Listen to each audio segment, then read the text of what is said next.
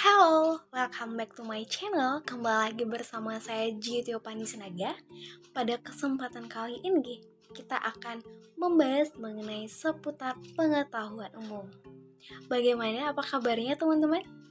Masih semangat? Oke, semoga masih semangat ya. Nah, pada kesempatan kali ini seperti biasanya, kita akan membahas mengenai pengetahuan umum yang ada di seluruh dunia. Nah, pada kesempatan kali ini kita akan membahas mengenai yaitu radiasi. Apa itu radiasi? Dan bagaimana proses pembentukan radiasi? Oke, jangan kemana-mana, tetap dinantikan. Kita akan masuk pada materi yang selanjutnya, radiasi.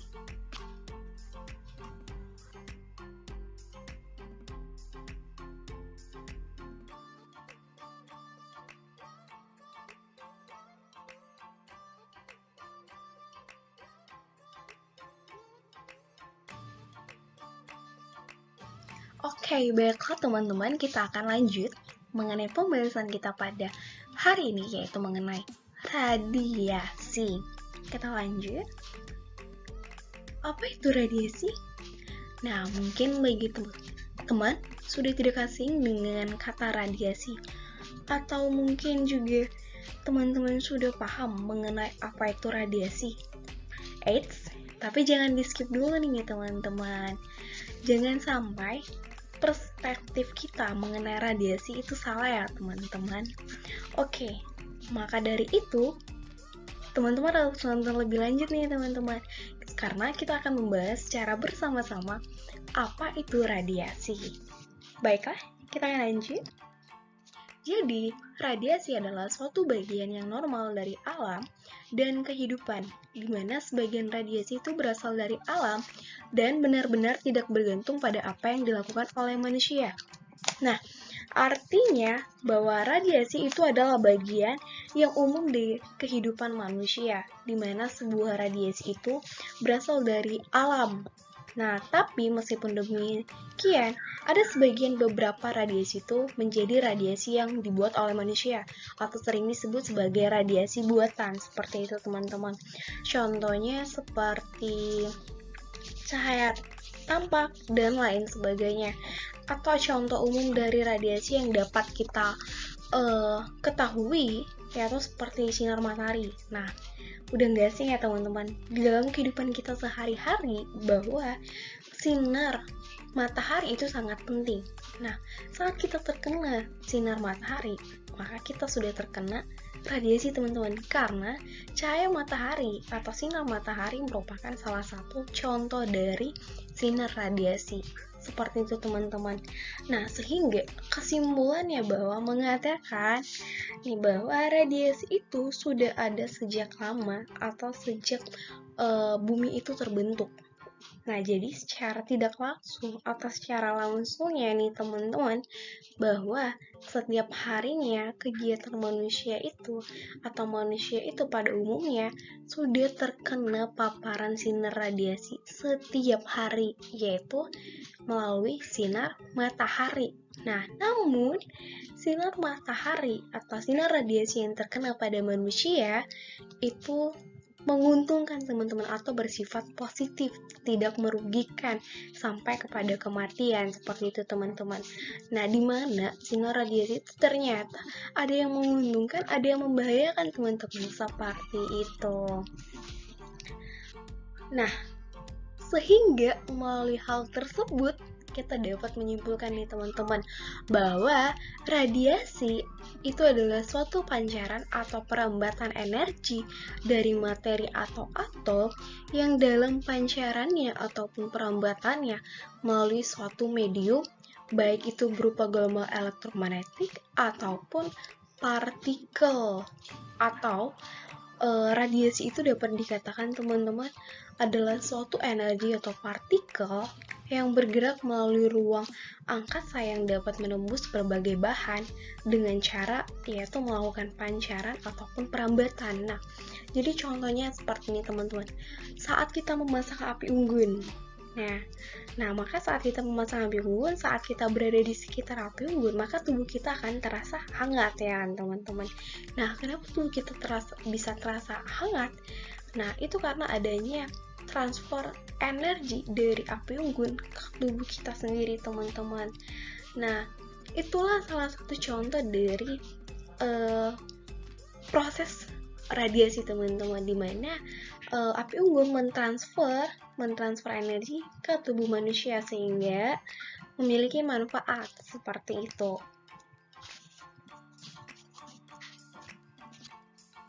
Nah, berikut merupakan contoh dari lambang radiasi, di mana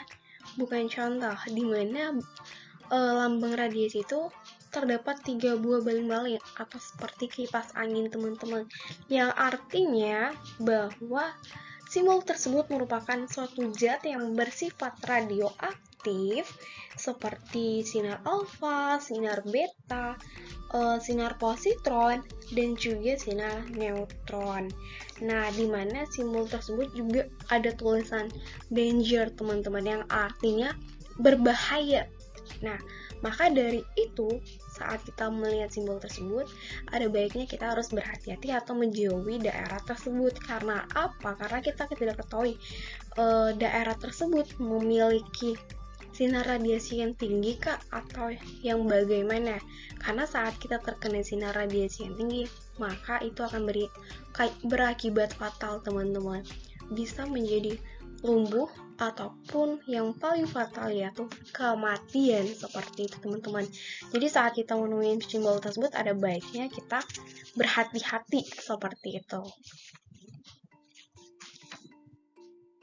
Lalu, bagaimanakah radiasi itu terbentuk? Bagaimana, teman-teman? Nah, seperti yang kita telah sepakati, teman-teman, definisinya bahwa radiasi itu sudah ada sejak awal bumi itu dibentuk, dan sesuai definisinya, teman-teman, mengatakan yang telah kita sepakati bahwa radiasi adalah suatu pancaran energi dari suatu materi atau atom. Nah, maka secara tidak langsung mengatakan bahwa radiasi itu berhubungan erat dengan atom. Baik, tanpa berlama-lama, kita bahas dulu nih mengenai atom. Apa itu atom? Atom adalah bagian yang paling kecil dari suatu benda. Nah, seperti pada gambar, teman-teman.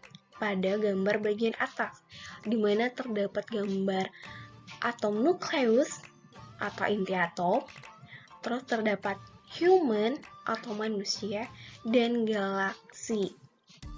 Oke, di bawah ada ukurannya, teman-teman, di mana atom nukleus ukurannya yaitu 10⁻⁻15, atau dengan kata lain bahwa atom itu setara dengan 1/1000 triliun meter. Bayangin, teman-teman, ukuran atom 1/1000 triliun meter. Sangat kecil, bukan? Kita bandingkan dengan manusia. Manusia atau human yaitu 10⁻⁻, yaitu setara dengan 10 meter. Nah, sedangkan galaksi 10⁻15 atau setara dengan 1000 triliun meter. Sangat besar, teman. Perbandingannya sangat beda jauh, teman-teman. Kita ketahui bahwa atom itu sangat kecil banget, karena 1/1000 triliun, teman-teman. Sehingga kita tidak bisa melihat secara kasat mata seperti itu, teman-teman. Itulah atom. Maka dari definisinya juga kita dapat menyimpulkan, teman-teman, bahwa suatu benda itu tersusun dari atom. Maka human ataupun galaksi itu tersusun atas atom-atom, teman-teman. Karena atau sesuai fakta yang ada nih, teman-teman, mengatakan bahwa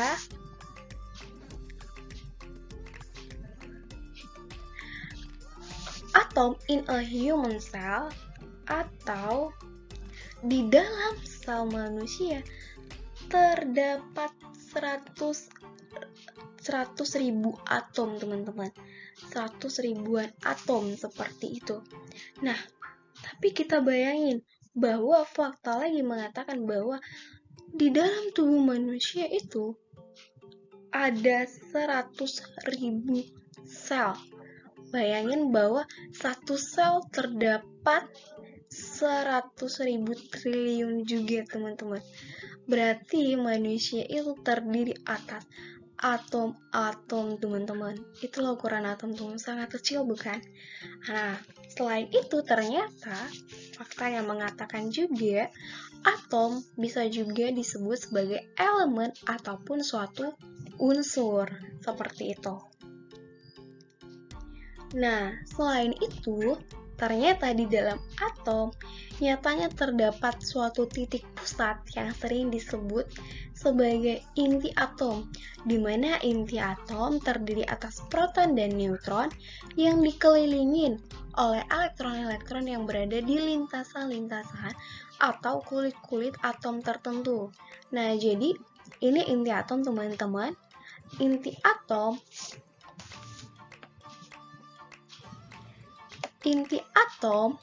dikelilingin atau terdiri atas proton yaitu yang bermuatan positif dan neutron yang bermuatan netral seperti itu. Nah, yang dikelilingin di mana inti atom tersebut dikelilingin oleh suatu elektron atau suatu partikel yang bermuatan negatif di lintasan-lintasan atau kulit-kulit atom ini teman-teman. Seperti itu.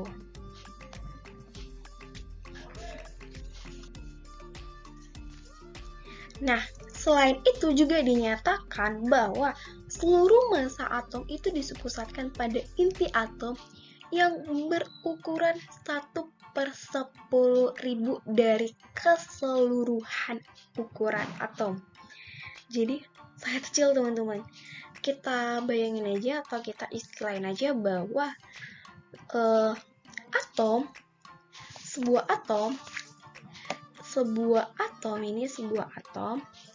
Nah, itu ukurannya sangat besar. Atau kita misalkan atom itu adalah suatu stadion sepak bola. Nah, maka inti atomnya itu ada ini teman-teman.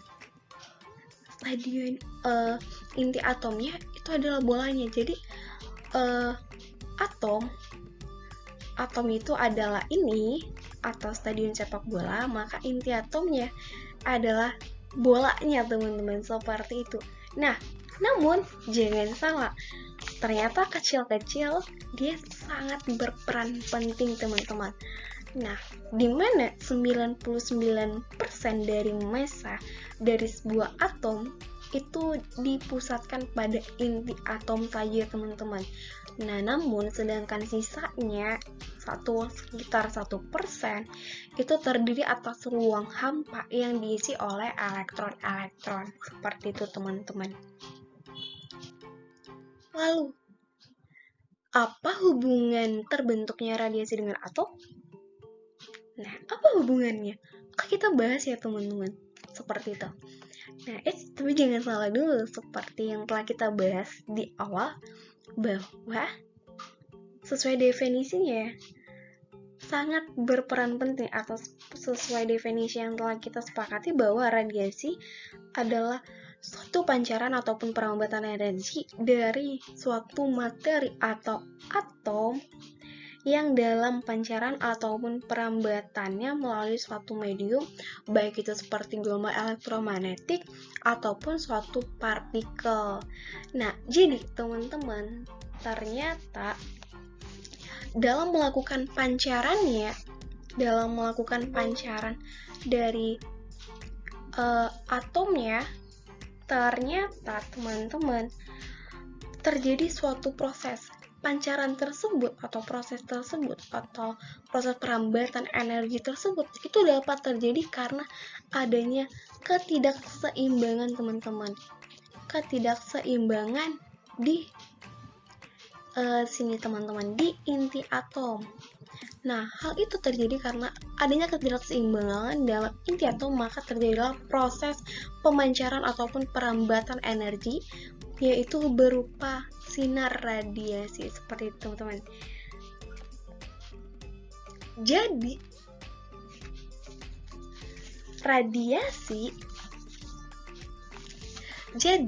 radiasi itu dapat dikatakan terjadi ketika inti yang tidak stabil akan berubah menjadi stabil dengan cara memancarkan radiasi. Nah, jadi prosesnya seperti ini teman-teman.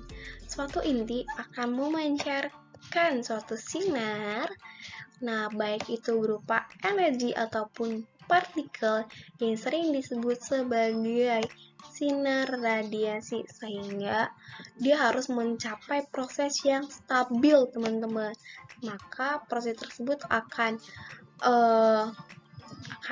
selesai jika intinya sudah stabil. Jadi radiasi terjadi karena adanya ketidakstabilan di inti atom.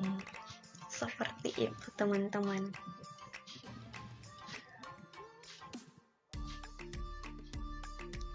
Nah, seperti hal yang tadi telah kita bahas, bahwa saat atom tidak stabil,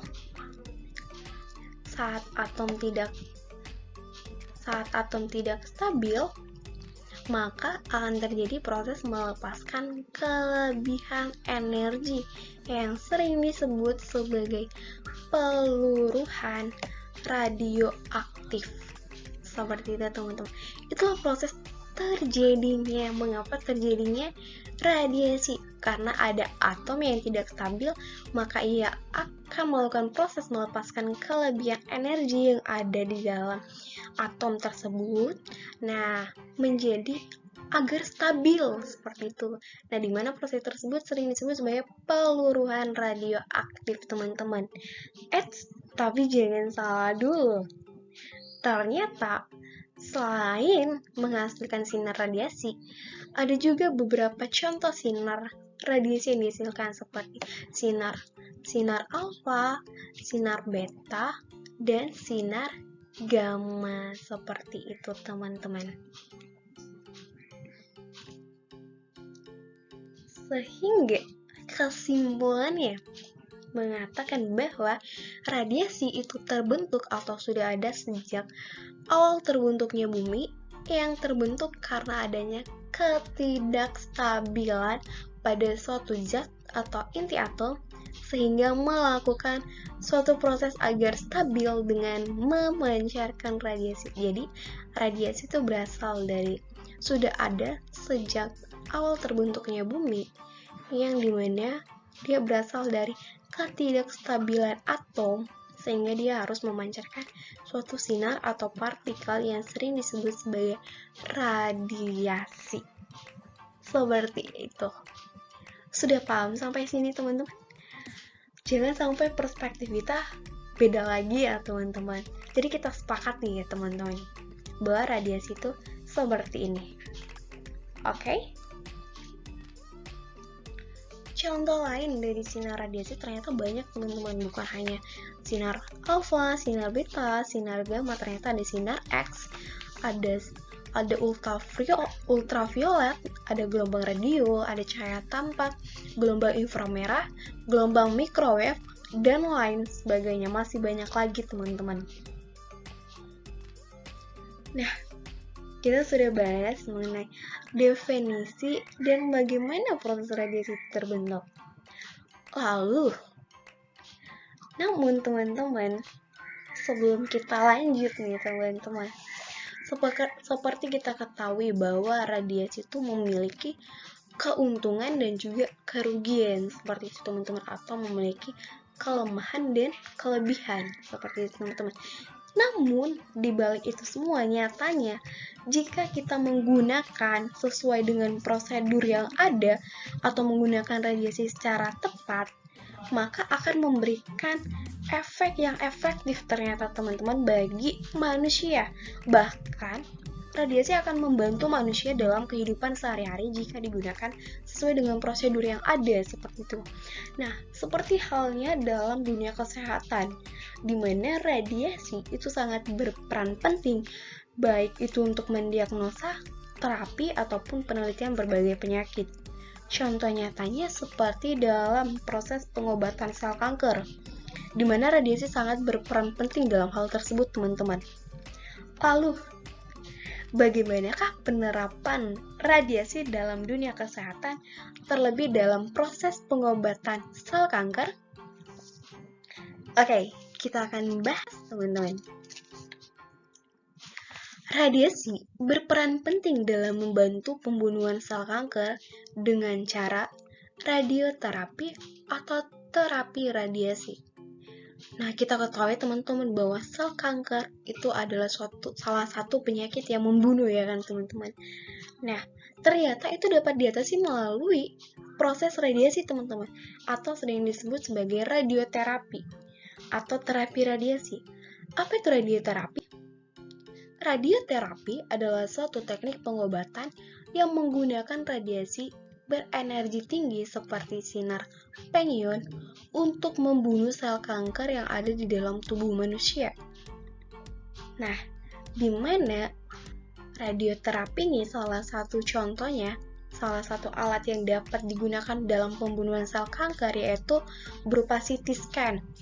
Nah, di mana CT scan ini, teman-teman, merupakan suatu alat, contoh alat dalam radioterapi atau suatu mesin pemindaian yang berbentuk lingkaran besar seperti ini, teman-teman. Lingkaran besar yang digunakan untuk mengetahui penyakit seperti apa yang ada di dalam tubuh seorang pasien tersebut. Nah, contohnya seperti sel kanker yang ada di dalam tubuh seorang pasien tersebut. Nah, jadi CT scan ini seperti pada gambar ya, teman-teman ini. Nah, jadi ternyata langkah awal untuk kita mengetahui atau dalam proses pembunuhan sel kanker di tubuh seorang pasien, yaitu yang pertama, pasien itu akan mengawali pengobatan radioterapi dengan pemeriksaan CT scan, teman-teman, untuk melihat di manakah letak dari si sel kanker tersebut, seperti itu, teman-teman. Nah, yang kedua, setelah kita mengetahui hasilnya, letak di mana sel kanker tersebut berada, maka dokter tersebut akan memikirkan terapi apa yang cocok untuk pembunuhan sel kanker tersebut. Seperti itu, teman-teman. Itulah proses pembunuhan sel kanker menggunakan radiasi, teman-teman. Nah, untuk lebih lanjut, kita akan melihat video dari sel kanker atau proses kita mengetahui sel kanker itu berada di mana, seperti itu, teman-teman.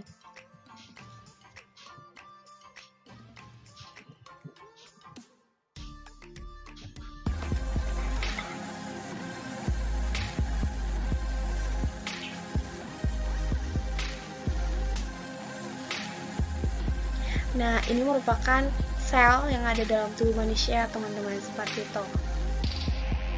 Nah, ini merupakan contoh dari kanker, sel kanker yang ada dalam tubuh manusia, seperti itu, teman-teman.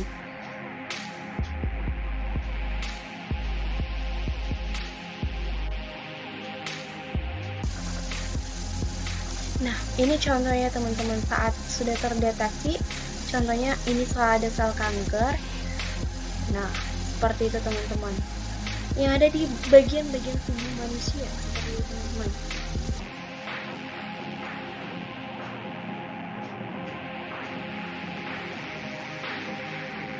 Nah, ini lagi yang berada pada tulang belakang.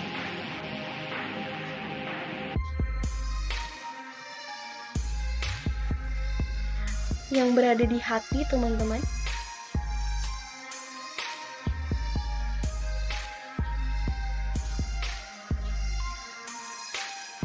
Ataupun yang berada di otak.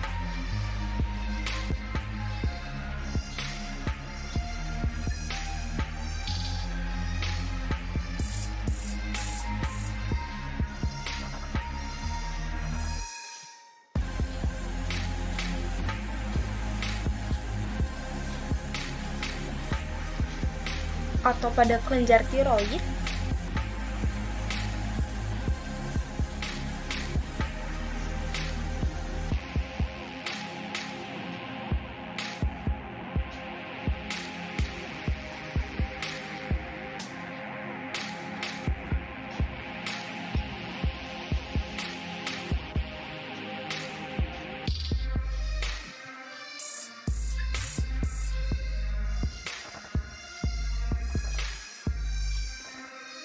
Nah, di mana proses itu dapat dilakukan dengan seperti yang pernah ada radiasi, ada IMT dan lain sebagainya seperti itu.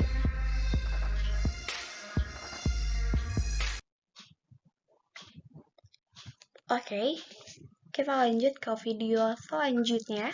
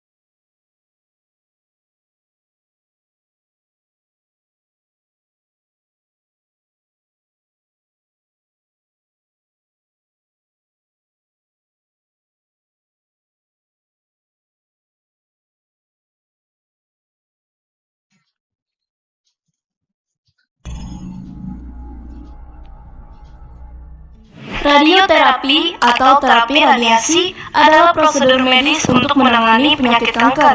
Tujuan radioterapi adalah untuk membunuh sel-sel kanker, menghentikan pertumbuhan dan penyebaran sel kanker, serta mencegah kambuhnya penyakit kanker. Bagaimana cara kerja radioterapi? Untuk mengetahui lebih detail soal prosedur radioterapi, mari dengarkan penjelasan Dr. Endang Nuryadi, dokter spesialis onkologi radiasi berikut ini. Bagaimana metode pengobatan kanker secara umum? Pengobatan kanker dilakukan secara multidisiplin dari beberapa bidang spesialis kedokteran yang terkait. Pengobatan kanker tidak bisa dikerjakan oleh satu bidang spesialis saja. Ada 3 pilar utama dalam pengobatan kanker, yaitu pertama adalah operasi atau pembedahan, kedua adalah kemoterapi, ketiga adalah radioterapi atau terapi radiasi. Kita bahas pertama untuk operasi.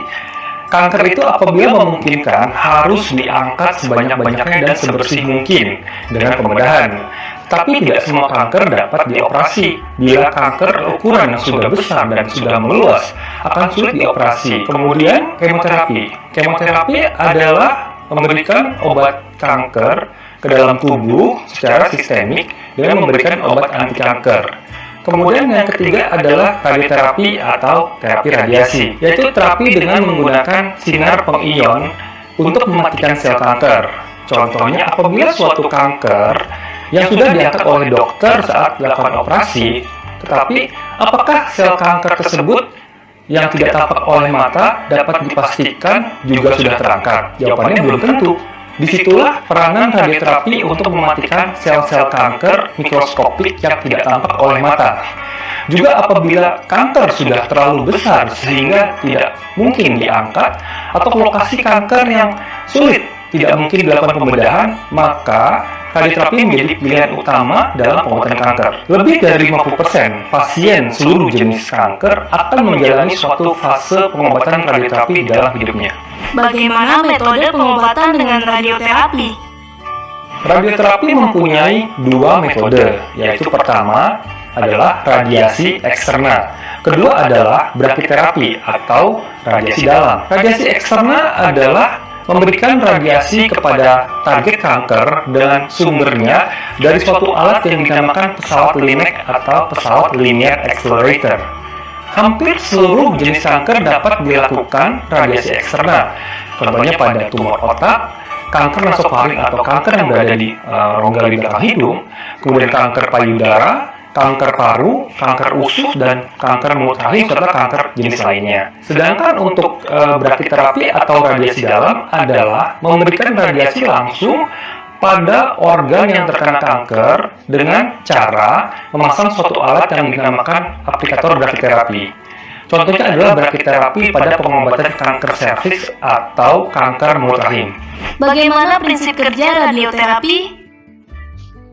Prinsip dari radioterapi adalah memberikan dosis radiasi sebesar-besarnya untuk kanker, tetapi sekecil-kecilnya pada jaringan sehat di sekitarnya. Teknologi radioterapi terdiri dari teknik yang paling sederhana, yaitu teknik 2 dimensi, teknik 3D CRT, teknik IMRT, VMAT, IGRT, sampai dengan yang paling canggih, yaitu Motion Management IGRT, kemudian ada Stereotactic Radiosurgery atau SRS, dan Stereotactic Body Radiotherapy atau SBRT. Untuk teknik radioterapi dalam menyiar kanker, saya menganalogikan seperti ini. Bila kita ingin membunuh satu orang penjahat yang berada di dalam satu kamar, di dalam satu rumah yang kosong, kita dapat mematikannya dengan 3 cara. Pertama, bom saja rumahnya, semuanya hancur, penjahatnya juga mati. Kedua, diledakkan saja kamarnya hancur, penjahatnya mati, tapi rumahnya masih aman. Yang ketiga adalah kita tembak secara presisi, sehingga yang mati hanya penjahatnya saja tanpa menimbulkan kerusakan berat pada rumahnya. Begitu juga kanker. Sekitar kanker terdapat jaringan normal. Dengan teknik radiasi, semakin canggih teknik radioterapi, maka efek samping yang ditimbulkan akan semakin kecil. Bagaimana prosedur radioterapi? Pasien kanker yang sudah terindikasi untuk dilakukan radioterapi, pertama, setelah bertemu dengan dokter spesialis onkologi radiasi, akan dilakukan CT simulator. Setelah itu, dokter akan melakukan contouring, yaitu menggambar di komputer area mana yang akan menjadi target radiasi. Kemudian setelah itu dilakukan planning radiasi menggunakan software khusus oleh petugas fisikal medik. Setelah planning selesai, maka radioterapi dapat dimulai. Periode dari mulai CT simulator sampai dengan mulai radioterapi berkisar antara 1 hari sampai dengan 1 minggu. Bisa juga lebih, tergantung tingkat kesulitan dari planning radiasinya. Berapa kali radioterapi dilakukan pada pengobatan kanker? Tergantung jenis kanker dan tergantung stadiumnya. Contoh, tumor otak dengan ukuran yang kecil dapat dilakukan radiasi hanya 1 kali dengan frameless X-knife stereotactic radiosurgery atau SRS. Kemudian kanker hati atau kanker hepatoseluler yang belum menyebar dapat dilakukan radiasi 4 sampai dengan 10 kali dengan teknik stereotactic body radiation therapy atau SBRT.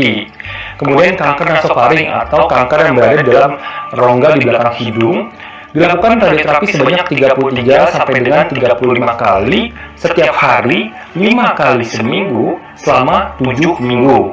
Kemudian kanker payudara dilakukan radioterapi sebanyak 16 sampai 25 kali setiap hari selama 4 sampai dengan 5 minggu.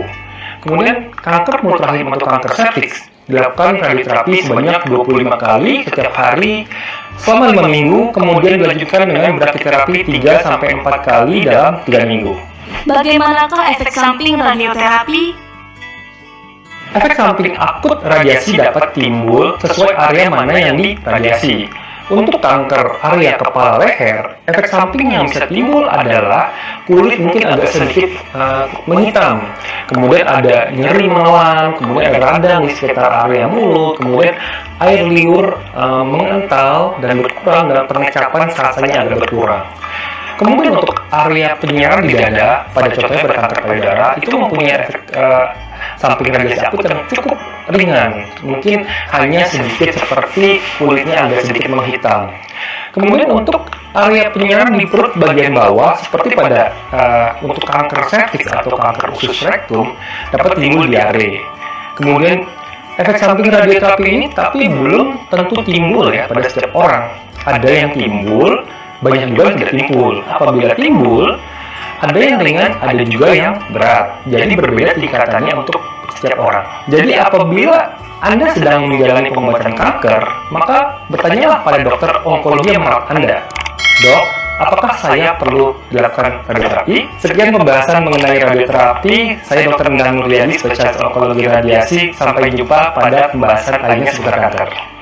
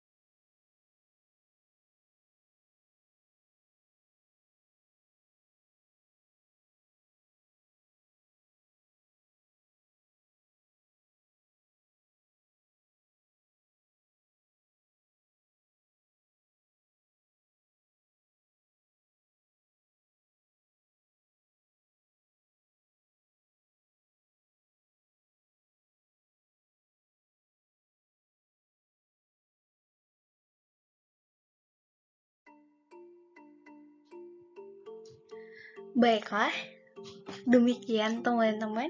Jadi, kesimpulannya yang paling penting nih teman-teman, dari yang telah kita sepakati tadi bahwa radiasi sudah ada sejak bumi terbentuk, di mana radiasi terjadi akibat adanya ketidakstabilan dari suatu materi atau atom, sehingga terjadi proses pancaran ataupun perambatan energi melalui suatu medium, baik itu berupa gelombang elektromagnetik ataupun berupa partikel, sampai materi atau atom tersebut mengalami kestabilan seperti itu teman-teman. Contoh dari sinar radiasi ada banyak, seperti sinar X, alfa, beta, gamma, cahaya tampak, gelombang radio, gelombang inframerah, ultraviolet, dan lain sebagainya. Jadi, radiasi semata-mata bukanlah tentang bom seperti kejadian di Hiroshima ataupun Nagasaki, tapi nyatanya bahwa radiasi juga memiliki dampak yang sangat menguntungkan seperti dalam dunia kesehatan salah satunya. Nah, di mana radiasi membantu para tenaga medis untuk mengobati para pasien seperti pasien yang berpenyakit pada sel kanker. Karena radiasi berperan penting dalam penyembuhan penyakit tersebut melalui radioterapi ataupun terapi radiasi untuk membunuh sel-sel kanker yang berada di tubuh seorang pasien seperti itu teman. Jadi radiasi akan bermanfaat saat kita menggunakannya sesuai dengan prosedur, dan menjadi hal yang negatif atau menjadi hal yang fatal sampai pada kematian saat kita tidak menggunakannya sesuai prosedur seperti itu teman-teman. Nah, demikianlah materi pembahasan kita pada kesempatan kali ini.